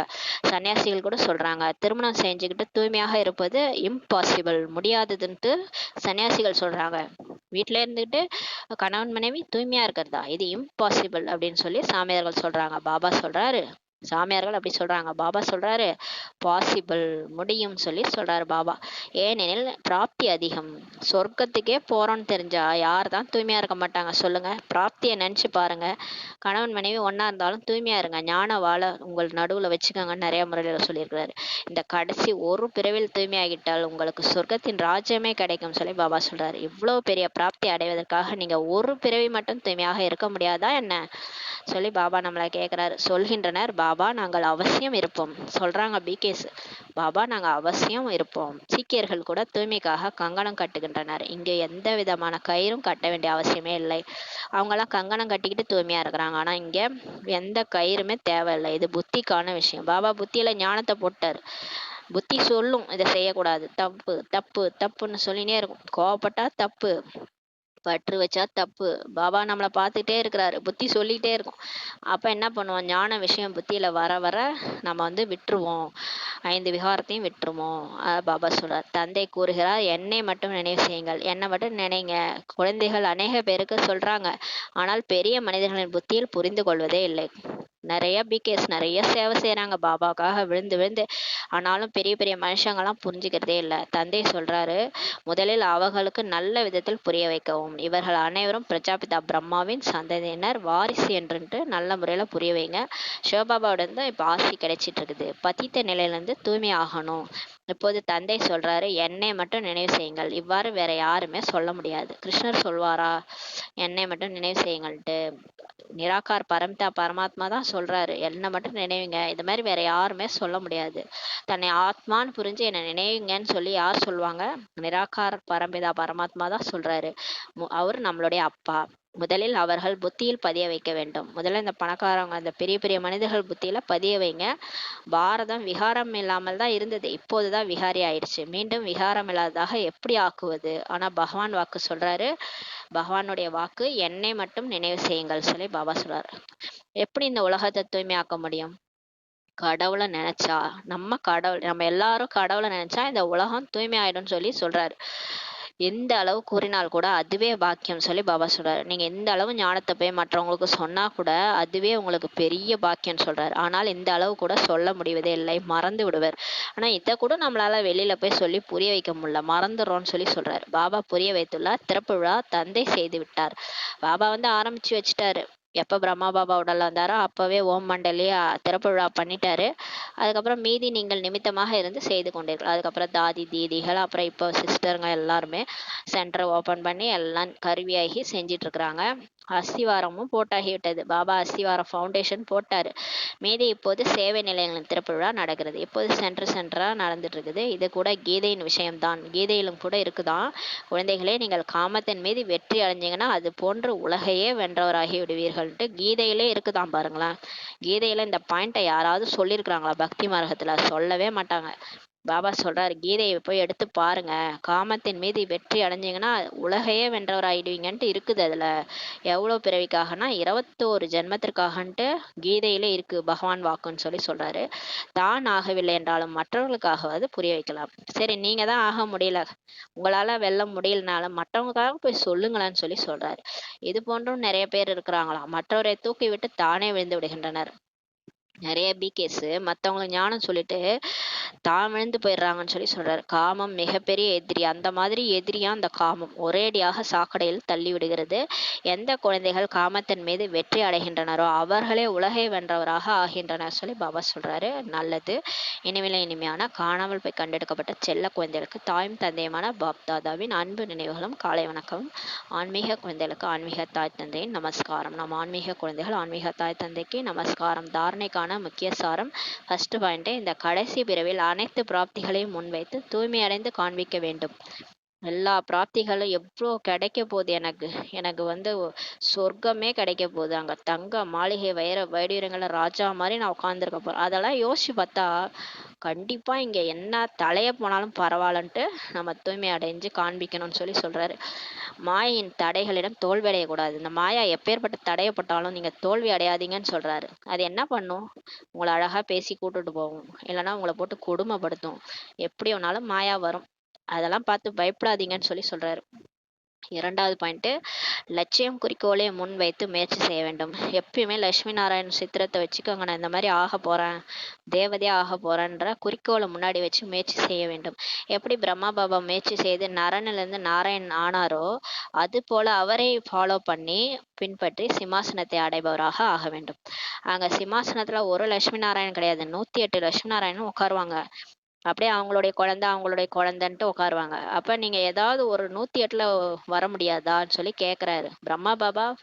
ஃபர்ஸ்ட் லட்சுமி நாராயணா அம்மாவும் பிரம்மா பாபாவும் உட்கார போறாங்க. அது ரெண்டாவது லட்சுமி நாராயணன் அதே மாதிரி பேரா உட்கார போறாங்களே, அதுல ஏதாவது ஒரு பேரா நீங்க வரக்கூடாதா கேக்குறாரு பாபா. அப்ப நீங்க பின்பற்றி சிம்மாசனத்தை அடைபவராக ஆகுங்க, பிரம்மா பாபாவை ஃபாலோ பண்ணுங்கன்றாரு. அவர் என்ன செஞ்சாரோ அப்படியே அவரை காப்பி அடிங்க. இந்த ஸ்கூல்ல எல்லாம் காப்பி அடிப்போம்ல பக்கத்துல இருக்கிற பேப்பரை பார்த்து, அத மாதிரி பாபா சொல்றாரு காப்பி அடிங்கன்னு சொல்லி சொல்றாரு. யாரை காப்பி அடிக்கணும்? பிரம்மா பாபாவை. மற்றவங்கள பார்க்காதீங்க, பிரம்மா பாபாவை காப்பி அடிங்க. ஆத்மாவை சதோ பிரதானம் ஆக்குவதற்கான முயற்சியை செய்ய வேண்டும் சொல்லி பாபா சொல்றாரு. வரதானம், அதிகாரியாகி பிரச்சனைகளை விளையாட்டுன்ட்டு புரிஞ்சுக்கிட்டு கடந்து செல்லக்கூடிய ஹீரோ பாட்தாரி ஆகுங்கள் சொல்லி பாபா வரதானம் கொடுக்குறாரு. பிரச்சனைகள் வரதான் செய்யும், அதெல்லாம் விளையாட்டுன்னு நினச்சிக்கிட்டு அதிகாரியாகி அதை அப்படியே கடந்து செல்லுங்க. அந்த மாதிரி நடிக்கக்கூடிய ஹீரோ பாட் நடிக்கக்கூடிய, நான் ஹீரோ பாட்னா ஹீரோன்னா ஒரு நாடகத்தில் ஃபர்ஸ்ட்லேருந்து லாஸ்ட் வரைக்கும் நடிப்பாங்க இல்லையா, ஆரம்பத்துலேயும் அவர் தான் காட்டுவார் ஹீரோவை தான், கடைசியாக முடிக்கும் போது சினிமாவில் ஹீரோவை தான் காட்டுவாங்க. அந்த மாதிரி நீங்கள் பிரச்சனைகள் எல்லாத்தையும் கடந்து போகணும். நீங்களாம் ஹீரோன்னு சொல்லி சொல்கிறாரு பாபா. கடைசி வரைக்கும் ட்ராமா முடிச்சுட்டு தான் நீங்கள் கிளம்பணும். ஃபர்ஸ்ட்டில் நீங்கள் தான் வந்து நடிச்சிங்க, கடைசியாக ட்ராமாவில் முடிச்சுட்டு விநாசத்தெல்லாம் முடிச்சுட்டு தான் நீங்கள் கிளம்பணும். நீங்கள் தான் ஹீரோன்னு சொல்லி சொல்கிறாரு. எப்படிப்பட்ட குழப்பமான சூழ்நிலை ஆனாலும் சரி, பிரச்சனை ஆனாலும் சரி, அதிகாரியாகி பிரச்சனைகளை விளையாட்டு போன்று கடந்து செல்லுங்கள். எப்பேற்பட்ட சூழ்நிலையே வந்தாலும் சரி, எப்பேற்பட்ட பிரச்சனையா இருந்தாலும் சரி, நீங்க அதுக்கு அதிகாரி ஆகுங்க. நீங்க ஏன் பயப்படுறீங்க? பிரச்சனை எல்லாமே கடந்து போயிடும். அது ஒரு கானல் நீர் மேகம் மாதிரி. சூழும் மேகம் கடந்து போயிடும் இல்லையா? அந்த மாரி பிரச்சனை கூட ஒரு நாள் வரும், மறுநாள் போயிடும். அது மறுநாள் இருக்கவே இருக்காது. அதனால விளையாட்டுன்னு நெனச்சுட்டு கடந்து போங்க. இதுவும் கடந்து போகும்னு கூட ஒரு பழமொழி இருக்கு இல்லையா? வெளிப்புறமாக அழக்கூடிய பார்ட்டாக இருந்தாலும், வெளியில நம்ம அழுதுதான் ஆகணும். அழலைன்னா அது வேற கேவலமா திட்டுவாங்க. அழுதுதான் ஆகணும். உள்ளுக்குள்ளார ஞானம் இருந்தாலும், வெளியில நம்ம அழுதுதான் ஆகணும். அந்த மாரி அழக்கூடிய பார்ட்டா இருந்தாலும், உள்ளபூர்வமாக நீங்க புரிஞ்சுக்கோங்க. இது எல்லாமே ட்ராமா. விளையாட்டுன்னு புரிந்து கொள்பவரே ஹீரோ பாட்தாரி ஆவார். யார் வந்து ட்ராமான்னு புரிஞ்சுக்கிட்டு வெளியில அழுவாங்க. சும்மா வாய்க்காக அழுவாங்க. ஆனா உள்ளுக்குள்ளார அவங்களுக்கு தெரியும். இது ட்ராமா, இதெல்லாம் நடந்து போச்சு. இது நம்ம ஒண்ணும் பண்ண முடியாது. பாபா தான் சொல்லியிருக்கிறாருல்லன்னு சொல்லிட்டு உள்ளுக்குள்ளார நீங்க அழ மாட்டீங்க. ஆனா வெளியில அழுவீங்க. அந்த மாரி யார் இருக்கிறாங்களோ அவங்க ஹீரோ பாட்தாரி ஆவார். ஹீரோ பாட்தாரி எனில் துல்லியமான பாட்டு நடிக்கிறவங்க. அவங்க துல்லியமா கரெக்டா அவங்க பாட்ட நடிப்பாங்க. யாருக்கும் கஷ்டம் கொடுக்க மாட்டாங்க. யாருக்கும் துக்கம் கொடுக்க மாட்டாங்க. அந்த மாரி இருப்பாங்க. அவங்க துல்லியமா நடிப்பாங்க. எனவே கடுமையான பிரச்சனையை கூட விளையாட்டுன்ட்டு புரிஞ்சு லகுவாக ஆக்கிவிடுங்கள். பெரிய பிரச்சனையா இருந்தா கூட இது எல்லாமே விளையாட்டு, இது கார்ட்டூன் ஷோ, இது டிராமால இருக்கு அப்படின்னு நினைச்சிட்டு ஈஸியா ஆக்கிருங்க. மலைய கூட கடுகாக்கிடுங்க. நம்ம என்ன பண்றோம்? கடுகெல்லாம் மலையாக்கி உட்காந்துட்டு தலை மேல கை வச்சுட்டு உட்காந்துருக்குறோம். பாபா சொல்றாரு, மலையே கடுகாக்கி ஈஸியாக்கிருங்கன்னு சொல்றாரு. எதையும் சுமையாக எடுத்துக்கொள்ள வேண்டாம். எதையுமே பாரமா நினைச்சுக்காதீங்க. எதுவுமே பாரம் கிடையாது. எல்லாமே கர்ம கணக்கு தான். எல்லாமே முடியுது. கவலைப்படாதீங்கன்னு பாபா சொல்றாரு. நீங்க தான் ஹீரோ பாட்தாரின்னு பாபா சொல்றாரு. ஸ்லோகன்: சதா ஞானத்தின் சிந்தனையில் இருந்தால் சதா முகமலர்ச்சியுடன் இருப்பீர்கள். எப்பயுமே பாபா சொல்ற ஞானம் கேக்கு 1 மணி நேரம் கேட்கும் போது எவ்வளவு குஷியா இருக்கு, ஜாலியா இருக்கு. பாபா கூட பாபா பேசுறாரு, நம்ம கேட்கும் போது ஜாலியா இருக்கு. இது மாதிரி முழு நாளும் இருந்தா எவ்வளவு ஜாலியா இருக்கும். அத பாபா சொல்றாரு. முழு நாளும் பாபா சொன்ன ஞானத்தையே புத்தியில சிந்தனை பண்ணிட்டே இருந்தீங்கன்னா முகம் மலர்ச்சியோட இருப்பீங்க. பாக்குறதுக்கே உங்களை பார்க்கும் போதே எல்லாருக்கும் பிடிக்கும். ஏன்னா முகம் மலர்ந்து இருக்கும் பாபா சொல்றாரு. மாயாவின் கவர்ச்சியிலிருந்து பாதுகாப்பாக இருப்பீர்கள். ஞானத்தையே சிந்தனை பண்ணும்போது மற்ற அந்த மாயா விதவிதமா கவர்ச்சி செய்யும் நம்மள வந்து. அந்த மனிதர்கள் பக்கம், பொருட்கள் பக்கம்லாம் போனோம்னா புடிச்சு நம்மள இழுத்து போட்டுரும். அப்புறம் முகத்தை தொங்க போட்டுன்னு உட்காந்துருப்போம். முகம் மலர்ச்சியா இருக்காது. முகம் அப்படியே சொங்கி போயிருக்கும். ஆனா பாபா சொல்றாரு, ஞானத்தை சிந்தனை பண்ணிட்டே இருந்தீங்கன்னா முகம் மலர்ச்சியாவும் இருக்கும். மாயாவோட கவர்ச்சியிலிருந்தும் பாதுகாப்பாக இருப்பீங்கன்னு பாபா சொல்றாங்க. ஓம் சாந்தி. நன்றி பாபா.